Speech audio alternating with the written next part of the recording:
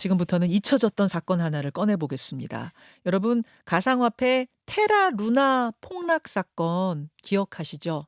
거기에 핵심 인물 권도형도 기억하실 겁니다. 말하자면 코인으로 국제적인 사기를 친 사람인데요. 피해액은 약 60조 원. 그렇다 보니까 이 사람을 데려다가 재판하고 싶다는 곳이 많아요. 한국, 미국, 싱가폴 모두 범죄인 인도 요청을 한 가운데 지금 권 씨가 도주해서 수감돼 있는 곳은 몬테네그로입니다. 권 씨가 재판받길 원하는 곳은 여기 한국이에요. 왜냐? 미국과 한국의 형량은 비교가 안 되기 때문이죠. 실제로 지난 3월쯤에 한국 송환이 결정됐다 이런 보도가 나왔었는데 이게 다시 보류가 됐다가 어찌어찌해서 어제 최종적으로 몬테네그로 법무장관이 결정해라 이렇게 결론이 났답니다. 미국이냐 한국이냐 권도영은 어디로 가게 될까요? 자세한 얘기 가상자산 전문가세요. 주현철 변호사 나와 계십니다. 어서 오십시오. 안녕하세요. 이 테라루나 폭락 사건 그새 또 가물가물해요. 그러니까요. 어떤 건지 다시 한번 기억 좀 꺼내주세요.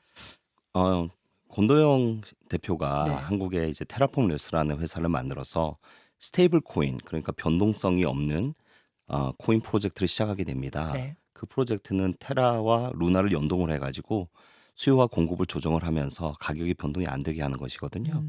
그러니까 뭐 이렇게 패깅이라고 표현을 하는데, 그런데 이제 그 프로젝트를 진행하는 도중에 2022년 5월쯤에 폭락을 하게 됩니다. 네. 98.5% 정도 폭락해서 거의 전부 돈이 날아가게 됐죠. 그때 제가 이거 사건 다루면서 했던 예시가 뭐냐면 어떤 사람은 벤츠 한 대 값이었던 코인이 초콜릿 하나 가격이 됐다. 뭐 이렇게 예를 들었었어요. 그 정도 휴지 조각이 됐다. 그 정도죠. 예, 예. 예. 그때 일가족이 제주도에서 차가 빠져서 죽었던 사건도 있었는데, 예. 그것도 이제 테라 루나 폭락과 연계됐다 이런 추정을 투자자. 했었죠. 네, 투자자. 그래요. 그런 사건으로 피해액이 한 60조 원이라는 게 맞아요. 왜 일반 사람들이 60조 그러면 너무 큰 금액이라 네. 이게 잘 와닿지가 않는데, 현대차와 네이버 둘이 함께 파산한 경우 수준이 됩니다. 그 정도 여러분 피해를 입힌 정말 커다란 사건의 뭐라고 해야 돼요? 주동자라고 해야 돼? 뭐라고 해야 주동자죠. 돼요? 설계를 했고 네. 판매를 했고, 물론 이제 혼자 한 건 아니지만 음. 거기 이제 공동 투자자와 창업자도 있었고, 그래서 9명 정도는 한국에서 기소가 된 상태고요. 권도영은 몬테네그로에서 발견이 돼서. 그렇죠. 그러니까 이 사람은 애초에 이게 이렇게 될 건지 알면서도 설계했다. 이제 이렇게 되는 거 아니에요? 그렇게 이제 추정을 하고 있고, 그렇게 보고 미국 당국은 그렇게 보고 있죠. 그렇죠. 한국도 그렇습니다. 근데 어떻게 하다가 권도영은 몬테네그로로 날아갔습니까? 그러게요. 그게 이제 뭐 참 미스테리한데, 처음에 싱가포르에 있는 것으로 이 사건이 발생을 했을 때는 권도영은 법적 책임을 지겠다고 했고, 네. 뭐 트위터에도 썼고, 맞아요. 뭐 유튜브에도 나왔고 그랬었는데, 조금 있다가 싱가포르에 있는 것으로 확인돼서 취재 기자들 가보니까 그땐 또 이미 사라졌다가 몬테네그로에서 2023년 5월쯤에 체포가 됩니다. 예, 예. 근데 여권 위조로 체포가 됐거든요. 그러니까 어디 다른 데로 또 뜨려고 하다가 잡힌 거죠? 그렇죠. 그러니까 이제 추정컨대 그때 이제 두바이로 가려고, 두바이는 이제 가상자산 거래가 익명으로 원활하기 때문에 불법 자금을 어딘가에 은닉해 뒀다가, 그거 팔아서 어떻게 숨어 살려고 두바이행을 그렇죠. 택하려고 하다가 걸린 거군요. 네, 권도영은 가족들하고 같이 이동을 했기 때문에 계속 돈이 들어갔을 거고, 예, 예. 돈이 필요했던 것으로 보입니다. 그래요. 그래서 몬테네그로에서 잡혀서 여태 재판을 받고 있는 건데 그러다가 올 초쯤에 한국 송환이 결정됐다라는 뉴스를 제가 봤는데 얼마 후에 그게 또 번복이 됐다 이런 뉴스를 보고 뭐 이게 막 계속 반전이 있었던 것 같아요. 그렇죠. 몬테네그로는 여권 위반 위조 혐의로 체포를 해서 여권 위조에 관련된 형만 살면 되는데, 네. 이제 미국과 한국에는 피해자가 다수 있기 때문에 양국이 둘 다 범죄 인도 요청을 한 것이죠. 다 우리 쪽으로 보내달라. 네. 그리고 몬테네그로는 유럽연합의 가입국이기 때문에 네. 유럽연합 범죄 인도 조약에 따라서 네. 양쪽 다 어느 곳이든 송환할 수 있습니다. 그렇군요. 그래서 처음에 한국으로 결정됐던 거는 왜 그렇고 그게 왜 또 제동이 걸렸습니까? 몬테네그로 하급심은 그때 이제 권도영이 최선을 다해서 한국행을 택하기 위해서 노력을 했던 것 같아요. 초기에 우리나라의 대형 로펌에서 변호사들도 몇 분 이제 권도영을 대리하기 위해 그곳으로 아. 갔다고 언론에도 이미 보도가 돼 있고 그렇군요. 거기에 이제 최고의 변호사를 쓰면서 최선을 다해서 한국행을 이제 노력을 했는데 예. 예. 미국도 권도영을 한국에 보내고 싶지 않았던 것이죠. 아. 워낙 다수의 피해자가 미국에도 있기 때문에 네. 미국도 거기에 제동을 건 것 같습니다. 그래서 항소심에서는 하급심 판단이 뒤집어진. 아.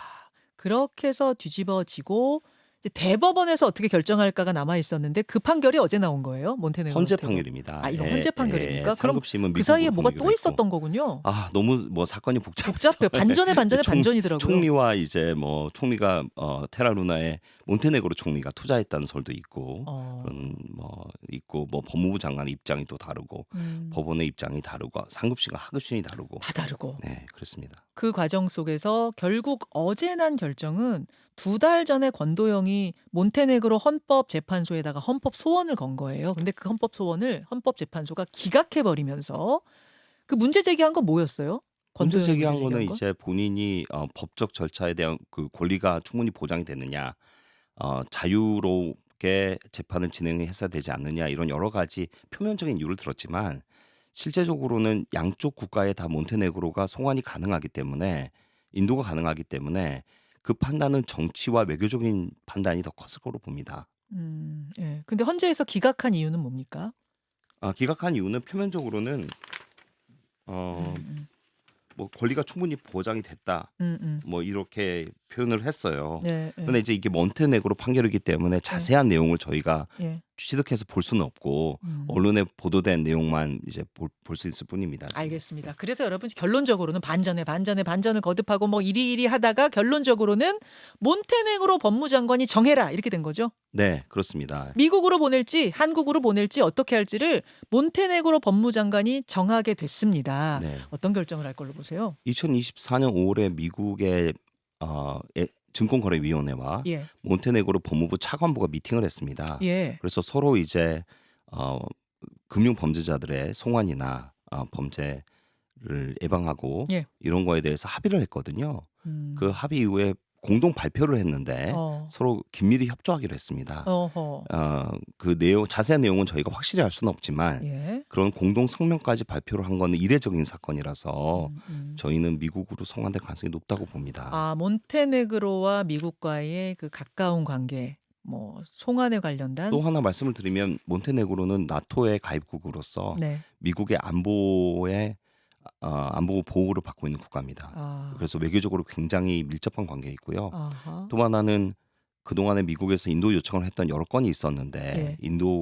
범죄인 인도를 이미 한 사례가 여러 번 있습니다. 그렇군요. 그에 반해서 우리나라와 몬테네그로의 교역량이라든지를 볼 때 수십억 수준밖에 안 되는 미비한 수준이고 우리나라가 몬테네그로의 외교적 역량을 발휘해서 권도영을 데려오기는 쉽지 않아 보입니다. 그렇군요. 두 가지가 궁금합니다. 우선 권도영은 왜 그렇게 한국으로 오고 싶어 하는가? 왜 그렇게 죽어도 미국은 못 가겠어요 하는 건가? 요거요.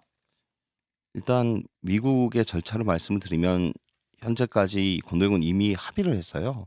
6조 원 정도의 벌금을 증권거래위원회에 납부하기로 했거든요. 그 말은 권도영은 자신의 범죄를 인정을 하고 예. 벌금을 납부하기로 한 것입니다. 예. 물론 이제 민사 소송이라든지 집단 소송이라든지에 대한 배상 문제는 이제 또 별도로 있고요. 그러나 이제 한국은 가상자산이 증권성 여부가 될지 이 부분이 굉장히 주요한 이슈가 되는데 증권이 되지 않으면 자본시장법으로 포섭할 방법이 없습니다. 자본시장법으로 포섭이 돼야 이제 형량이 높게 나올 수 그렇죠, 있거든요. 그렇죠. 그렇지 않으면 이제 사기죄로만 이제 처벌할 수 있으니까. 아, 그러니까 코인을 증권으로 보느냐 안 보느냐 그렇습니다. 여기에 따라서 형량이 아주 달라지는군요. 우리나라는. 아주 달라집니다. 근데 네. 미국은 이거를 무겁게 봐요. 굉장히 무겁게 보죠. 미국 이게 자본시장의 꽃으로 보거든요. 꽃이라고 봐요. 네. 아까 그 증권 안에 코인도 미국은 넣습니까? 확실하게? 코인이 전체가 들어가는 것이 아니고 예. 이게 법률적인 해석에 따라서 이제 다르긴 한데 예. 테라 루나 이 코인은 증권으로 본 것이죠. 그러니까 SEC가 관할권이 있었고 그렇기 예. 때문에 벌금을 납부하기로 한 거라서 아하. 물론 권도영이 이제 법원에서 다툴 수 있었겠지만 벌금을 납부하기로 한 것으로 볼 때 인정을 한 것이죠. 증권이라고. 그러니까 미국에서는 이미 이 코인 테라 루나를 증권으로 보고 자본시장법에 적용해서 형량을 때릴 거기 때문에 얼마까지 나올 수 있다고 보는 뭐 거죠? 무기징역도 가능합니다. 무기징역까지도 가능한 상황이 된 게 이미 확정적인 그렇죠. 거고 네, 우리나라는 이 코인을 증권으로 볼지 안 볼지 아직 모르는 상황. 그렇습니다. 만약 증권으로 안 보게 되면 그냥 사기죄만 적용되니까 형량이 아주 가벼워지는 거. 아주 가벼워질 수도 있고 검찰의 입증 의무가 이제 과하게 되는 것이죠. 처음 설계 단계에서부터 불법적인 자금 그러니까 사람을 속여가지고 음. 돈을 편취할 목적으로 설계를 했다는 걸 입증을 해야 되는데 예. 그게 쉽지만은 않아 보입니다. 그렇게 되니까 형량차가 뭐 하늘과 땅 차이가 나니까 권도영은 그렇습니다. 어떻게든지 한국으로 오고 싶어 한다. 이거는 이해했어요. 그럼 두 번째 궁금증. 지금 미국으로 갈 가능성이 높다고 하셨잖아요. 몬테네그로와 미국 사이를 감안해 볼 때. 만약 이 권도영을 한국으로 못 데리고 오면 저처럼 뭐 코인하고 상관없고 피해자 아닌 사람 입장에서는 권도영이 미국 가가지고 형량 무겁게 받는 게 더 좋은 거 아니야? 더 정의로운 거 아니야? 이런 생각이 드는데 한국으로 못 데려오지 못할 경우에 또 여기에 대해서 문제 제기하는 분들이 계시더라고요. 그건 왜 그렇습니까? 그 피해액을 배상을 받으려면 피해자들이 20여만 명 정도 되는데 네. 그 배상을 받으려면은 한국에서 소송을 하는 것이 한국 피해자들 입장에서는 아무래도 수월할 것으로 보입니다. 미국에서 판결 받은 거 가지고 한국의 피해자들도 뭐 배상받을 수는 없어요? 관할권의 문제가 있긴 한데요.